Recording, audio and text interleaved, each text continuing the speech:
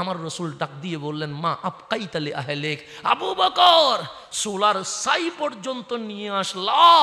ছাই যদি রাখতা আগুনের ব্যবস্থা হইতো, অন্তত কিছু না কিছু রান্না করা যেত। ছাই পর্যন্ত নিয়ে আসছো, মা আবকাইতালি আহলেক, তোমার ঘরের পরিবারের জন্য কি রাখলা? সিদ্দিক হাত তুলে বলছেন, নবী গো সবচেয়ে দামি জিনিস রেখে এসেছি। আমার নবী বললেন, সব নিয়ে এসে আবার দামি জিনিস কি রাখলা?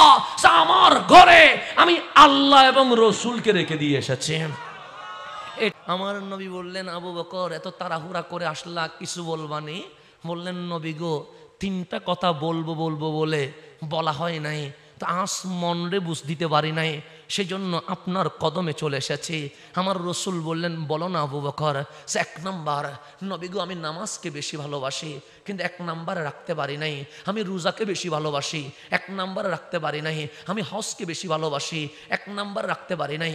আমি জাকাতকে বেশি ভালোবাসি, এক নাম্বারে রাখতে পারি নাই। আমার মা বাবাকে বেশি ভালোবাসি, এক নাম্বারে রাখতে পারি নাই।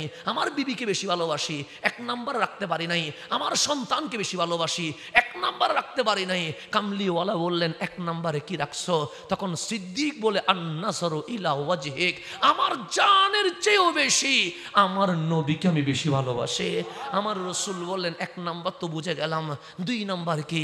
আবু বকরের সম্পদ হবে, আপনি নবীর কদমে কোরবান করে দিব।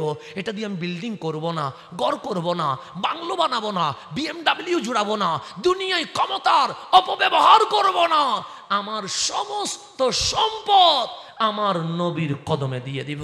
আল্লাহ এমন কবুল করা করলেন, সিদ্দিক দিতে দিতে দিতে দিতে আজকে যেটা রওজা মোবারক সেটাও সিদ্দিক আকবর কিনে দিয়েছে। আজকে যেটা বিশাল মসজিদে নববী সেটাও আজকে সিদ্দিক আকবর কিনে দিয়েছেন। দিতে দিতে আমার নবীর সব দিয়ে দিছেন। মুতার যুদ্ধ যখন চলবে, কামলিওয়ালা বললেন, সম্পদ আমার কদমে কোরবান করো। ফারুক আজম বলেন, সেদিন সম্পদ আমার বেশি ছিল, আমি রসুলের কদমে নিয়ে এসেছি। দেখলাম আমার চেয়ে সম্পদ আর কেউ বেশি দিতে পারে নাই, সবাই দিয়েছে, কিন্তু কামলিওয়ালার চেহারায় হাসি নাই। কখনো ডানে তাকায়, কখনো বামে তাকায়, কখনো সামনে তাকায়। আমি ওমর বললাম, নবী গো যার যতটুকু আছে সামর্থ্য সবাই তো তাই দিয়ে দিয়েছে, আপনি কারে খুঁজেন? আমার রসুল বললেন, ওমর আমার আবু বকর সবার আগে আছে, আজকে তো দেখি আবু বকর আসে নাই। ফারুক বলে, কে বলে আবু বকর আসে নাই? সবার আগে সিদ্দিক আকবর আসছে, তবে কোনায় দাঁড়িয়ে আছে। আমার রসুল ডাক দিয়ে বললেন, তালিয়া আবু বকর, আবু বকর ওখানে কেন? তুমি তো কামলিওয়ালার বক্ষ মোবারকে চলে আসবা। সিদ্দিক হাঁটি হাঁটি পা পা করে নবীর কদমে আসলেন। আমার নবী বললেন, কিছু আনছো বুঝি? সিদ্দিক আকবর কয়েকটা পোটলা দিয়ে দিয়েছেন। আমার রসুল দেখলেন এক পোটলার মধ্যে গ্লাস কাপ বাসন নিয়ে আসছে। রসুল বুঝে গেছে ঘরের মধ্যে আর কিছু জিনিস নাই। আর একটা পোটলার মধ্যে ডাল চাউল যা আছে সব নিয়ে আসছে। আর একটা পোটলা খুলে দেখে ঘরের সোলার ছাই নিয়ে আসছে। আমার রসুল ডাক দিয়ে বললেন, মা আবকাইতালি আহলেক, আবু বকর সোলার ছাই পর্যন্ত নিয়ে আসলা। ছাই যদি রাখতা আগুনের ব্যবস্থা হইতো, অন্তত কিছু না কিছু রান্না করা যেত।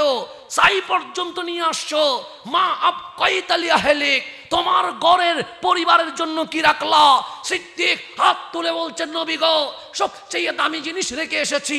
আমার নবী বললেন, সব নিয়ে এসে আবার দামি জিনিস কি রাখলা? আমার ঘরে আমি আল্লাহ এবং রসুলকে রেখে দিয়ে এসেছি। এটার নাম সিদ্দিক আকবর। উনি বলছেন, নবী গো আমার সম্পদ হবে, আপনি নবীর কদমে কোরবান করে ফেলবো। সে বুঝে গেলাম।